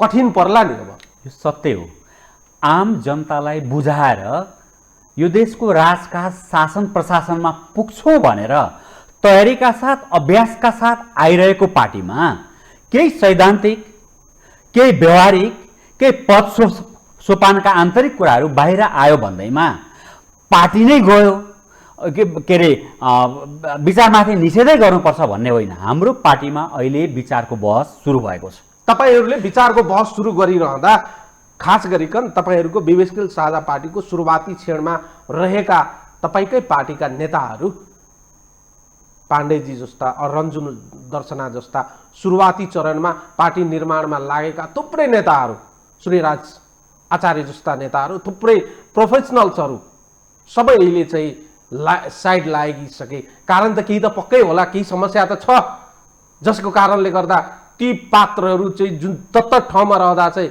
आम जनताको विश्वास जित्न सफल भएको स्थितिमा पार्टीभित्र आउँदा चाहिँ त्यो एउटा बकेटभित्र नअटाउन सकेको स्थिति त ध्रुव सत्य हो नि त। यो पार्टीले निर्वाचनमा आफूलाई अँगाल्नुभन्दा अगाडि पार्टीको आन्तरिक निर्वाचन एउटा संवैधानिक व्यवस्था हो। हामी महाधिवेशनभन्दा अगाडि चाहिँ यो पार्टीलाई कसरी लानुपर्छ भनेर सबै विचारहरूलाई बहसमा ल्याउन हामीले यसलाई सरल बनाइदियौँ र तपाईँले लिएका धेरै नामहरूले सबै सैद्धान्तिक विचलन भएर, सैद्धान्तिक असहमति भएर पार्टी छोडेको कुरा असत्य हो। किनकि उहाँहरू सार्वजनिक जीवनका व्यक्तिहरू हुनुहुन्छ। भोलि फेरि यही पार्टीमा 24 घण्टा आउने ठाउँ पनि छ। हामीले मिलेर जाउँ भन्ने अभ्यास पनि गरि नै रहेका छौँ र यसको सबैभन्दा राम्रो उपाय भनेको महाधिवेशन नै हो। र हामी यही वर्षभित्रमा आगामी यो 2069 त हाम्रो महाधिवेशन वर्ष हो र सँगसँगै निर्वाचन पनि वर्ष भएको कारणले अहिले हामीले धेरै मेहनतका साथ पार्टीको वैचारिक बहस, पार्टीको आन्तरिक व्यवस्थापन र जनतालाई जुन हामीले विश्वास, आशा र एउटा उदाउँदो, मौलाउँदो, भरभराउँदो शक्ति भनेर हामीले दाबी गरिरहँदा, अभ्यास गरिरहँदा, त्यसको छनक दिइरहँदा त्यसलाई परिणाममुखी उपहार दिने पिरियडमा अहिले हामीमाथि केही समस्या आएका छन्। त्यो सत्य हो र यो सम्बोधन गर्नै नसक्ने, व्यवस्थापन गर्नै नसक्ने र नेपाली जनतालाई धोकै दिने खालको हुन सक्दैन। मैले भने नि, लोकतान्त्रिक गणतन्त्रमा प्रति प्रतिबद्ध भएर प्रकाश चन्द्र परियारले वैकल्पिक राजनीति गर्न सक्छ भनिरहेको छ। अघि पनि म प्रश्न गरेको थिएँ, सवाल त्यहाँनिर मात्रै रोकिँदैन, सवाल त्यहाँ गएर पनि टुङ्गिन्छ। तपाईँहरू त टुटफुट जुट कम्तीमा गर्नुहुन्न, नयाँ भनेको नयाँ हुन्छ धेरै कुराले, कम्तीमा 4-5 वटा कुरा, सङ्गठनमा, नेतृत्वमा, एजेन्डामा, प्रोग्राम र बिहेभियरमा, यो कुराहरू त कम्तीमा नयाँ देखिनु पर्यो नि त। अरू कुराहरू चाहिँ तपाईँ तफसिलका विषय राख्नुहोस्। वैकल्पिक राजनीतिका 5-7 वटा जुन कम्पोनेन्ट्सहरू छन्, ती कम्पोनेन्ट्सहरूका बारेमा तपाईँहरू कार्यक्रमिक रूपमा समयक्रमसँगै पुष्टि गर्नुपर्ने होला, तर न्यूनतम रूपमा साङ्गठनिक रूपमा, नेतृत्वको सवालमा, एजेन्डाको सवालमा, प्रोग्रामको सवालमा र व्यावहारिक रूपमा यो कुरा त देखिनु पर्ने। त्यो कुरामा त तपाईँहरू परम्परागत दलभन्दा केही फरक हुनु भएन भन्ने कुरालाई त तपाईँहरू नकार्ने ठाउँ देखिँदैन। म आफू निर्मम भएर निकै सत्यको नजिकमा एउटा विश्लेषण गर्न चाहन्छु। अहिले हामीले जे गरिरहेका छौँ, जे अभ्यास गरिरहेका छौँ, कमी कमजोरी भएको छ। यो औपचारिकमा स्वीकार्दा नेपाली जनताले हामीलाई माया नै गर्नुहुन्छ। उहाँ तिमीहरू पुल पुलिने काम छैन होइन। हामीले धेरै विश्वास पनि दिलायौँ होला क्या, धेरै प्युरिस्ट पनि हुन खोज्यौँ होला, तर स्थिति त्यो होइन। म साह्रै व्यवहारिक रूपमा भन्छु, एउटा 100 पूर्णाङ्कलाई भन्ने हो भने हामीले यो 60% बिग्रेको कुरा होइन, हामी 12%मा केही वैमनस्यता आयो। 12% भन्दैछु मैले धेरै व्यवहारिक तरिकाले। यसका तपाईँलाई म सबै राम्रा पाटाका कुराहरू त अघि हामीले भन्यौँ नि, व्याख्या गर्न पाएका छौँ। हाम्रो अहिले बागमतीमा संसदीय दलले राष्ट्रिय जीवनमा कति राम्रो काम गरेको कुरा हामीले प्रचार प्रसार गऱ्यौँ त, गर्न सक्यौँ नि हामी। सैद्धान्तिक कुराले कहिलेकाहीँ पार्टीलाई, किन हामीभन्दा बढी हामीलाई माया गर्ने, खबरदारी गर्ने र यिनीहरू यहाँ नचिप्लिउन् भन्ने मानिसहरूले ठुलो बहस ल्याइरहेका छन्, त्यो हामी स्वीकार्छौँ। तर हामी पुरै बिग्रेको, दूषित भइसकेको यो देशमा मिल्गाउनु पर्ने शक्ति हो त होइन। म अहिले पनि विश्वास दिलाउँछु 100%मा अहिले हामीले गरेको भनेको 2/3 राम्रो नै कुरा हो। त्यो 2/3मा 1/3 बाँकी छ, त्यसको पनि 12.5%मा हामीमा केही कमी कमजोरी आयो। तर त्यो सबै सम्बोधन गर्न सकिने खालको, व्यवस्थापन गर्न सकिने खालको, मिलाउन खालको र क्षमासहित फेरि पनि त्यो मूलधारमा आउने खालको म विश्वास दिलाउन चाहन्छु। ओके डबरजी, 2-3वटा प्रश्न तपाईँ अब उत्तर दिनुहोस् मलाई। पहिलो प्रश्न के हो भने वैकल्पिक राजनीतिभित्र मुद्दा केन्द्रित बहसलाई प्राथमिकता दिएर हेर्नु पर्यो कि नेतृत्वको अनुहार हेरेर, चरित्र हेरेर, व्यवहार हेरेर हामीले त्यसलाई प्राथमिकता दिनु पर्यो? मुख्य कुरा मुद्दा हो, तर नेतृत्व पनि सोही अनुसारको हुनुपर्छ। मुद्दा एकातिर, नेतृत्व अर्कोतिर, मुद्दा एकातिर र पार्टीको सङ्गठन अर्कोतिर, मुद्दा एकातिर र पार्टीको चरित्र तपाईँले बिहेभियर भन्नुभयो नि अर्कोतिर भएर चाहिँ विश्वसनीयता हासिल हुँदैन। लोकतान्त्रिक राजनीति भनेको जनताको विश्वास हासिल गरेर गरिने चिज हो र त्यसका लागि सङ्गठन र नेतृत्वमा नैतिक जीवन प्रणालीको अभ्यास भएन भने जनताले त्यस्तो पार्टीको एजेन्डा विचार जतिसुकै राम्रो भए पनि त्यसलाई साथ दिँदैनन्। त्यसको हुनाले यो तपाईँले भनेको कुरा दुवै चाहिन्छ। तपाईँले दुईटै कुरा चाहियो भनिरहँदा अहिले तपाईँकै पार्टीभित्रको फेरि मैले प्रश्न ल्याएँ, अहिले तपाईँको पार्टीभित्र नेतृत्वको बहस हो? अहिले मेरो पार्टीभित्रको बहस भन्नाले कुन घटनालाई तपाईँले इङ्गित गर्नु? अहिले पार्टीभित्र जे कुरा चलिरहेको छ, पार्टी चाहिँ सही तरिकाले चलेन, बाबुराम भट्टराईको एउटा कुराहरू आइराखेका छन्, उपेन्द्र यादवजी आफ्नै तरिकाले पार्टीलाई हाँक्ने कुरा गरिराखेका छन्, कतिपय सन्दर्भमा पार्टीभित्रका निर्णयहरूको बारेमा जुन प्रकारले अल्टरनेटिभ फोर्सको जुन चाहिँ मिनिमम चाहिँ बुझाइ छ, सिद्धान्त छ, त्यसलाई अङ्गीकार गरेर गर्नुपर्ने अथवा ओपनली भन्दा चाहिँ अल्टरनेटिभ पोलिटिक्स गर्छु भन्नेहरूको कलेक्टिभली लिडरसिप हो नि, होइन र? यस्तो छ, हामी धेरै पृष्ठभूमिबाट जोडिएको मान्छेहरू छौँ होइन। त्यसको एउटा मेल्टिङ हुने भन्छ नि, अन्तर्घुलन हुने एउटा पिरियड हुन्छ होइन। त्यो पिरियडको लागि पनि हामीसँग टाइम पर्याप्त नभएको हुनसक्छ एउटा। दोस्रो कुरा भनेको चाहिँ कुनै अमुक व्यक्ति या नेतालाई लक्षित गरेर भन्नुभन्दा म समग्रमा के भन्छु, अघि मैले भनेको शब्दहरू, हामी जुन प्रकारको विचार एजेन्डा र दाबी लिएर हिँडिरहेछौँ होइन, अहिलेको मात्र हाम्रो प्रयासले त्यसलाई पुग्दैन होइन। कि त हामीहरूले दाबी छोड्नु पर्यो, किन भ्रममा पार्ने मान्छेलाई, कि त दाबी अनुसारको हाम्रो क्षमता बनाउनु पर्यो। बुझ्नुभयो नि, इमेज पनि क्षमता पनि होइन। हाम्रो दाबी अलि ठुलो छ होइन, देशलाई नै हामी एउटा अल्टरनेटिभ फोर्स दिन्छौँ, त्यो फोर्स नै यो देशको समृद्धिको, सुसंस्कृत लोकतन्त्रको, समतामूलक समृद्धिको, समावेशिताको, शासकीय स्वरूप र निर्वाचन प्रणाली परिवर्तनको सम्भाग हुन्छ भनेर भनिरहेछौँ भने हामीले आफू त्यो गर्न सक्ने खुट्टी हेर्दै पत्याइयो भन्ला नि त जनताले। तिमीहरूले कुरो चाहिँ ठुलो गर्यौ, तर त्यसअनुसारको पार्टी र इमेज र नेतृत्व चाहिँ प्रणाली चाहिँ तिमीहरूसँग भएन भनेर जनताले भन्यो भने त जनताले हामीलाई पत्याउँदैन। त्यो कुरा त हामीले बुझेको छौँ। त्यस हुनाले अहिले हामीले विचारधारा र एजेन्डाको र स्पेसको पनि हामीलाई अहिले चिन्ता छैन। तपाईँलाई मैले क्लियर भनौँ, जसपा पार्टी विचारमा प्रष्ट छ, एजेन्डामा प्रष्ट छ र स्पेस पनि उसले आफ्नो एक हदसम्म निर्माण गरेको छ। अहिले हाम्रो स्पेस विस्तार गर्ने भन्दा पनि आफ्नो स्पेसलाई चाहिँ कङ्क्रिटाइजेसन गर्ने हाम्रो प्रब्लम हो कि, बुझ्नुभयो नि।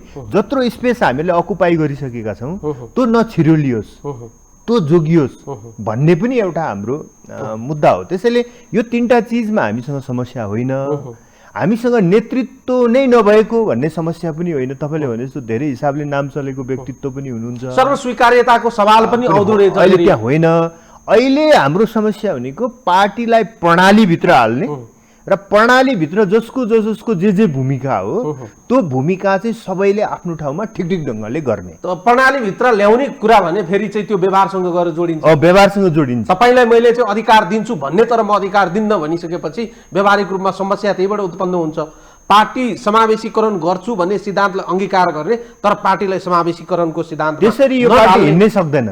यो पार्टी अहिले यो थोरै संक्रमणकालको अवधिको लागि यो पार्टीलाई थोरै शङ्काको सुविधा दिन सकिन्छ, किनकि भर्खरै पार्टी एकीकरण भयो। पहिलोमा एकीकरण पछिको पहिलो महाधिवेशन पनि भएको छैन होइन, विधान अधिवेशन पनि भएको छैन। त्यसो हुनाले पहिलो अधिवेशनसम्मका लागि यो पार्टीलाई थोरै मोहलत दिन सकिन्छ।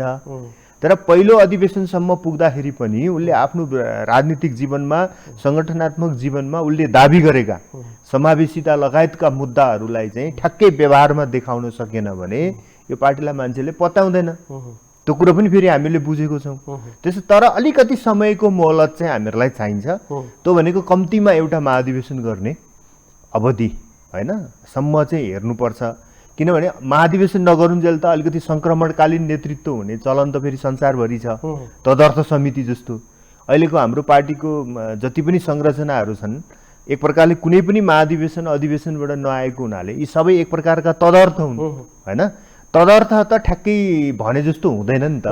त्यसैले तर एउटा महाधिवेशन पछि पनि हामीले आफ्नो विधानमा यथोचित पदहरू, यथोचित समावेशिता, यथोचित सामुदायिक अनुपात होइन, यथोचित सहभागिता जे भन्छौँ नि त्यो चिजलाई हामीले आफ्नो अर्गनाइजेसनमा ठ्याक्राक्कै देखाउन सकेनौँ भने जनताले हामीलाई पत्याउँदैन भन्ने मलाई थाहा छ। मैले शब्द क्वाइन गरेँ र फेरि पनि प्रश्न गरेँ, वैकल्पिक राजनीतिक शक्तिभित्र अहम व्यवस्थापनको चुनौती देखा पर्यो। अब वैकल्पिक राजनीतिक शक्तिभित्र मात्र होइन, अहम व्यवस्थापन बडो राम्रो शब्द तपाईँले कोइन गरिदिनु भयो। अल्टरनेटिभ पोलिटिक्सको हामीले 7 सिद्धान्तहरू भनेर बनाउँदा एउटा चाहिँ how to manage the ego of leadership भन्ने पनि एउटा बहस चलाएका थियौँ होइन। तर यो इगो भन्ने चिज त कुनै अल्टरनेटिभ पोलिटिक्समा मात्रै हुने चिज होइन। यो त इगो एन्ड एक्जिस्टेन्स भन्छ होइन अङ्ग्रेजीमा, तपाईँको अस्तित्वसँग जोडिएर आउने चिज हो। त्यसैले इगो हुनुलाई राम्रो हो भन्छु मैले चाहिँ, बुझ्नु होइन। मेरो चाहिँ व्याख्यामा इगोलेस त संसारमा केही पनि हुँदैन। यद्यपि रजनीशले इगोलेसनेसको वकालत गर्नुहुन्थ्यो, मान्छे त्यतिखेर सम्बोधी हुन्छ, साक्षी हुन्छ जब ऊ इगोलेस हुन्छ भन्ने चाहिँ रजनीशको व्याख्या थियो। तर मेरो जीवनको अनुभव र बुझाइमा चाहिँ मान्छे इगोलेस हुन्छ भन्ने मलाई लाग्दैन। तर इगोलाई कसरी ट्रान्सफर्म गर्ने कि कस्तो इगोको कुन रूपबाट व्यवहार गर्ने भन्ने प्रश्न त्यहाँनिर कि इगोको मुख्य 3टा रूपहरू हुन्छ। एउटा लघुताबोधी इन्फेरियर होइन, अर्को उच्चताबोधी सुपेरियर र अर्को चाहिँ समताबोधी क्रिएटिभ होइन। यो 3टा इगोहरू मध्ये इगोको कुन फेज तपाईँ युज गर्नुहुन्छ? तपाईँ सुपेरियर इगो युज गर्नुहुन्छ त्यसले एक खालको समस्या ल्याउँछ लिडरसिप र पार्टीमा। तपाईँले इन्फेरियर इगो युज गर्नुहुन्छ त्यसले पार्टीमा अर्को खालको समस्या ल्याउँछ। हाम्रो भनाइ के हो भने इगो सम्बन्धी, इगो म्यानेजमेन्ट सम्बन्धी हाम्रो बुझाइ के हो भने हामीहरूले सुपेरियर इगो र इन्फेरियर इगो युज गर्नु हुँदैन। हामीले चाहिँ क्रिएटिभ इगो युज गर्नुपर्छ। तपाईँले मैले यो शब्द किन प्रयोग गरेँ भने फेरि म चाहिँ तपाईँकै पार्टीभित्रको प्रश्न त्यसै बाबुराम भट्टराई पूर्व प्रधानमन्त्री भइसक्नु भएको मान्छे, हजुर, मधेस आन्दोलनबाट हाइट लिनुभएका उपेन्द्र यादव र एमालेको लामो समयसम्म राजनीतिक दलमा बसेर पार्टीभित्र एउटा स्थान बनाउनु भएको अशोक राई, 3 जनाको संयोजन तपाईँको पार्टीभित्र देखिन्छ एउटा पिक्चरभित्र। त्यहाँनिर कतै न कतै चाहिँ यो 3टा पर्सनालिटीको चाहिँ आफ्नै किसिमको विशेषताहरू पनि छन्, कमजोरी पनि छन् र त्यो भित्र केही चाहिँ त्यो लिडरसिप म्यानेजमेन्टका प्रब्लमेटिक कुराहरू चाहिँ देखिन्छ। टाइम एन्ड अगेन तपाईँको पार्टीभित्र बारम्बार देखिने कुरा यी कुराहरूलाई व्यवस्थापन गर्नलाई एकपटक प्रब्लम पो आउने हो त, सधैँ त्यही प्रब्लम आइराख्ने होइन नि त। हरेक घटनाक्रमसँग त्यही प्रब्लम दोहोरिनु हुँदैन नि त। एकपटक देखिसकेपछि त्यो व्यवस्थापन गर्ने मेकानिजम वा सूत्र त फर्मुला त लगाउन सकिन्छ होला। हाम्रो पार्टीको भविष्य हाम्रो पहिलो एकता महाधिवेशनले निर्धारण गर्छ भन्ने मलाई लाग्छ। एउटा त्यहाँसम्म जानु पर्यो नि त पहिला। एकता महाधिवेशनसम्म पुग्दाखेरि हामीले दाबी गरिरहेको जुन एजेन्डामा, विचारमा, डकुमेन्टमा हामीले दाबी गरिरहेका छौँ त्यो कुरा हामीले व्यवहारबाट पुष्टि गऱ्यौँ भने मलाई लाग्छ हाम्रो पार्टीलाई जनताले विश्वास गर्छ र एउटा रिजनेबल साइजको पार्टीको रूपमा हामी नेपालको राजनीतिमा सर्वथा रहन्छौँ। त्यो मलाई एकदम हृदयदेखिको आत्मविश्वास। मैले कुनै तपाईँको अगाडि एउटा झुटो दाबी गरेको होइन। यदि हामीहरूले दाबी गरिरहेका चिज र हाम्रो सङ्गठनात्मक र नेतृत्व प्रणालीमा भिन्नता देखियो भने हामीलाई कसैले भगवानले पनि जोगाउन सक्दैन हामीलाई, होइन? हामी हामी हामी कमजोर भएर जान्छौँ त्यहाँसम्म जान त तर तपाईँले भन्नु नि एउटा शब्द प्रयोग गर्छु। अब वैकल्पिक राजनीतिभित्र देखिएको समस्या के देखियो भने छिट्टै तातिने, छिट्टै मातिने, छिट्टै आतिने पनि गर्नुभएको छ। के भयो भने तात्यो पनि हो, अब त हामी नै हो है, अब हामी मिलिसकेपछि कसले रोक्छ हामीलाई, हामी नै हो भन्ने तात्तिएको देखेन। अनि एउटा साइज भइसकेपछि मात्तिर अब त तिमीहरू हामी कहाँ आउनुपर्छ है, हामी कहाँ तिमी कहाँ हामी आउने हो र अब हामी वैकल्पिक भनिसकेपछि तिमीहरू हामी कहाँ यहाँ नमस्कार टक्राउन आउने। त्यसपछि चाहिँ के हुन्छ भने मात्तिसकेपछि त्यसपछि चाहिँ ध्वस्तको बाटोमा अङ्गीकार अघि मैले भने अनि के भयोदेखि जुटफुट टुटको कुरा पनि त्यहीसँग जोडिएर एकता गर्दा चाहिँ बिस्तारै गरौँ तर सही तरिकाले गरौँ तिर पनि गएको देखिँदैन। हतार हतारमा ओभर द नाइट चाहिँ सर्टेन कुराको लागि एकता गर्ने, 1 वर्ष नपुग्दै त्यो एकता चाहिँ फेरि भताबुङ लथालिङ हुने, फेरि त्यति भइसकेपछि पनि व्यवस्थापन गर्नतिर ध्यान नदिने, त्यो भित्र पनि प्रब्लमेटिक कुराहरू चाहिँ देखा पर्ने। यो त दृश्यमा देखिन्छ। यो संस्कृतिको अहिले तपाईँले कुरा गर्नुभयो, यो चाहिँ नेपालको कुनै जसपा पार्टीको मात्रै नभएर तपाईँहरूले किन कुरा गरिँदैछ भने अन्य परम्परागत पार्टीभित्र यो कुरा चाहिँ सामान्य रोग जस्तै भयो। पक्नु न त, यो कुरा नेपालको सबैमा देखियो क्या। उहाँ इभन कि उहाँहरू एकदमै नयाँ भन्ने विवेकशील साझामा, अझ विवेकशील भित्र मात्रै पनि, साझा भित्र मात्रै पनि देखियो नि त, होइन? हामीमा पनि देखियो, उहाँहरू नयाँ भन्नेहरूमा पनि देखियो। कम्युनिस्टहरूको त अहिले झन् के बेहाल छ तपाईँले, होइन? झन्डै 2/3 पार्टी फुटेर 3 टुक्रा भएको छ। देशमा अरू 1 दर्जनभन्दा बढी कम्युनिस्ट समूहहरू छन्, होइन? कङ्ग्रेसभित्रको पनि तपाईँ देखिरहनु भएको छ दिने पछिको किचोलो। भनेपछि यो चाहिँ हाम्रो सामाजिक चरित्र बन्यो नेपालको, के नेपालको राजनीतिको आम सामाजिक चरित्र। कुनै पार्टीमा मात्रै देखिएको भए त्यो पार्टीको समस्या हो। तर सम्पूर्ण पार्टीमा एकसाथ देखा पर्यो भने के बुझ्नु पर्यो भने त्यो हाम्रो राष्ट्रिय चरित्र रहेछ, बुझ्नु भएन? आम चरित्र रहेछ भने हामी पनि यो आम चरित्र, राष्ट्रिय चरित्र या आम समाजभन्दा बाहिरको पार्टी त होइन।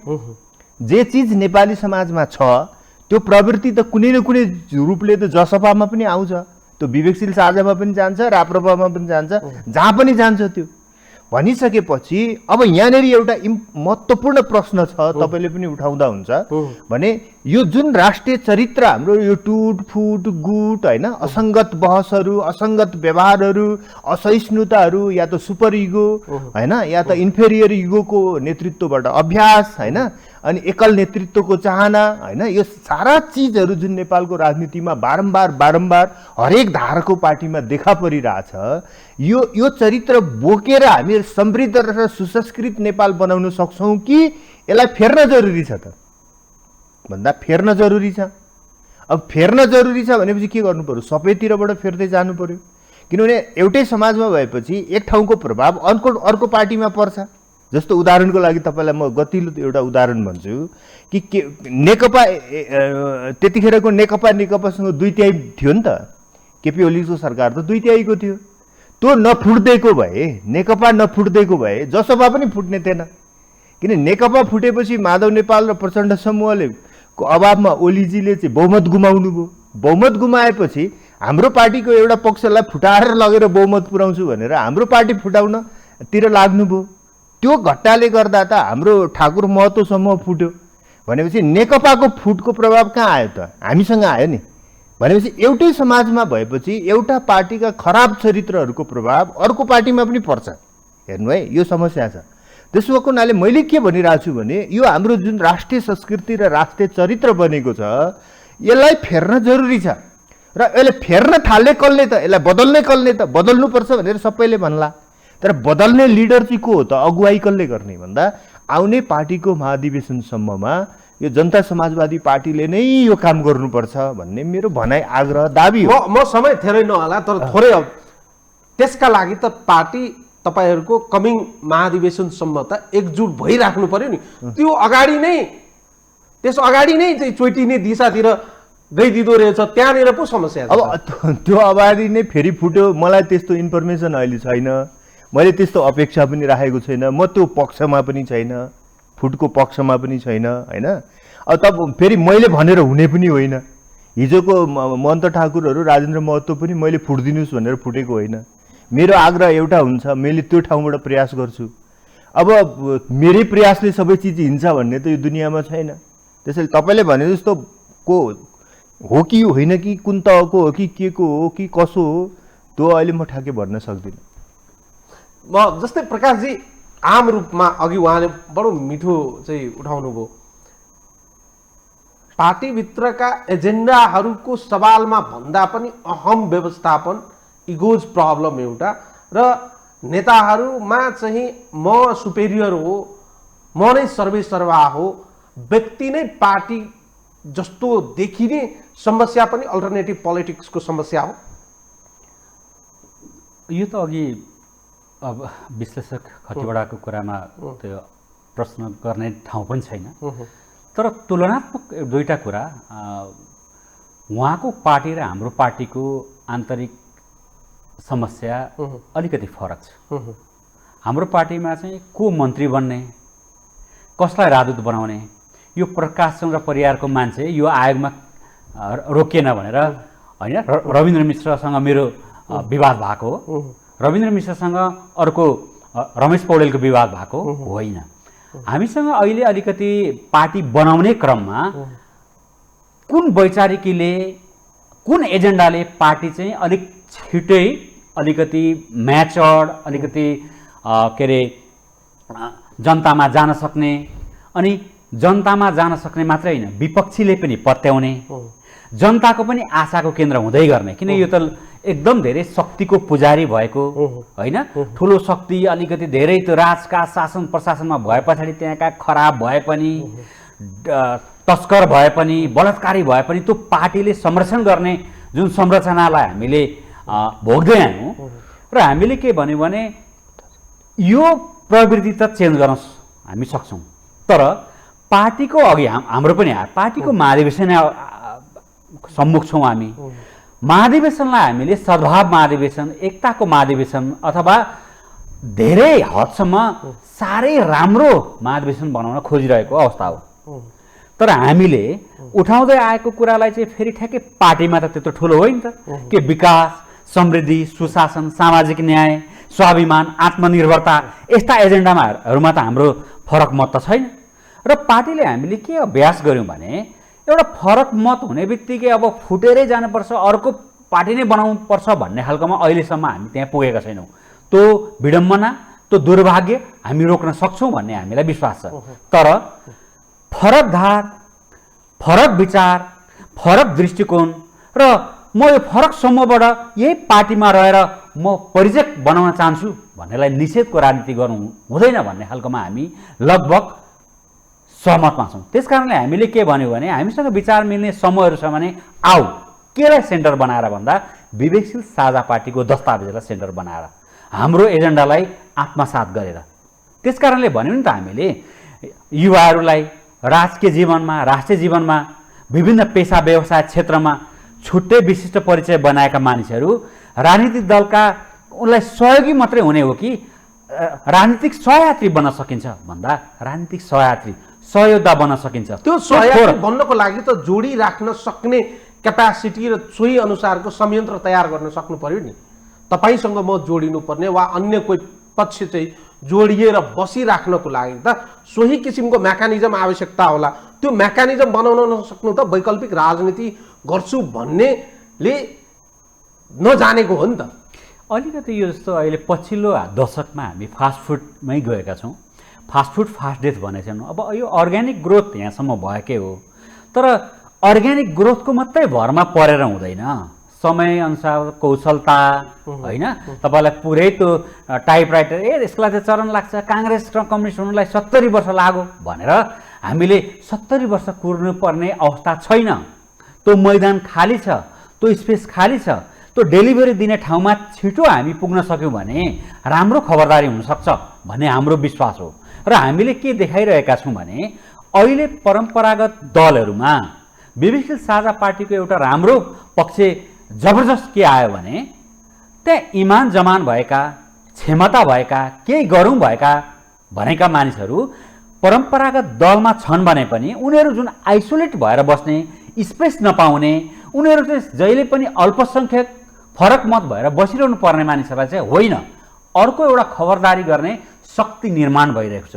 त्यो शक्ति चाहिँ फेरि चरणबद्ध राम्ररी मौलाइरहेको छ है। यसलाई नजरअन्दाज गरियो भने यो हाम्रो पार्टीको पनि समस्या हुन्छ भन्ने कुरा चाहिँ देखा परिरहेको छ। र राजनीतिप्रति यति धेरै वितृष्णा बनायो कि मानिसहरूलाई राजनीति यति धेरै वितृष्णा, फोहोरी खेलो, त्यहाँ जाने हुँदैन, त्यहाँ फटा जाने, त्यहाँ चोर जाने, त्यहाँ टिकटमवाला जानुपर्ने, त्यहाँ पैसावाला जानुपर्ने, त्यहाँ चाहिँ गुटवाला जानुपर्छ भन्ने भाष्य चेन्ज गर्न पनि त विवेकशील साझा पार्टीले एउटा खबरदारी गरेर अभ्यास गरिरहेको छ होइन। अरे हेर्दा केटो सामान्य छ, तर त्यहाँ त राजनीति भनेको त उसले त आफ्नो पेसा व्यवसाय उद्यम गरेर पनि आफ्नो आवाज ल्यायो भनेको राजनीति त खराब होइन रहेछ। राजनीति त त्यहाँ राम्रा मानिसहरूलाई प्रवेशमै रोकेर पो राजनीति खराब भएको रहेछ।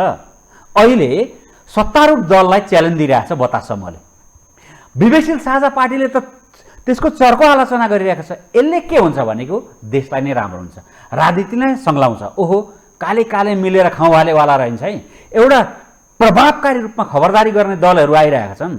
भले त्यहाँ हामीले नेपाली नागरिकले, नागरिक समाजले, मिडियाले अलिक छिटो भइदिए हुन्थ्यो, अलिक म्याचर भइदिए हुन्थ्यो, अलिक राम्रै जुटेर यिनीहरूलाई चाहिँ यो परम्परागत दलहरूलाई चाहिँ ठिक ठाउँमा ल्याइदियो भन्ने जुन शुभेच्छा थियो त्यो शुभेच्छालाई 100% बचाउन सक्यौँ। तर हामीले जे प्रयास गरिरहेका छौँ, इमान्दार प्रयास गरिरहेका छौँ, दक्षिण एसियाको नेपाली मानसिकतामा, दक्षिण एसियाको नेपाली चरित्रमा अझ खास गरेर परम्परागत दलले राजनीतिमा लागिरहेका मानिसहरूलाई यही नै अन्तिम सत्य हो भनेर जुन सिकाइएको छ त्यसलाई चरणबद्ध रूपमा यो होइन, यो मात्रै अन्तिम सत्य होइन, यो मात्रै विकल्प होइन, यस्ता विकल्पबाट पनि हुनसक्छ भन्ने कुराको जुन हामीले विचारोपण गरिरहेका छौँ, अभ्यास गरिरहेका छौँ र आफै प्रयास गरिरहेका छौँ, त्यो महत्त्वपूर्ण कुरा हो। किन त्यो महत्त्वपूर्ण कुराले के गर्यो भने नेपाल बन्द नै गरेर अथवा आगजनी नै गरेर, कालो मोसो नै गरेर एजेन्डा चेन्ज गराउनलाई सुसंस्कृत तरिकाले पनि, क्रिएटिभ तरिकाले पनि हुन्छ भन्ने कुरा त 4-5 वटा पोलिसी चेन्जबाटै देखिसकेको छ। हामीले गएको वर्ष अख्तियार दुरुपयोग अनुसन्धान अगाडि गएर साना माछालाई मात्रै नपक्राउ नगर, ठुला माछा पक्राउ गर भनेर 100 जना मान्छे गएको थियौँ हामी प्ले कार्ड लिएर। गुलाबको फुल उपहार दिउँ, आयुक्तज्यू तपाईँले ठुलो माछा पर्खिनुहोस् है, तपाईँलाई अग्रिम छ। देश कस्तो छ भने यिनीहरू त देश दुरै जस्तो हामी सबैलाई 100 जना जति मान्छेलाई थुनिदियो। देश त्यस्तो छ।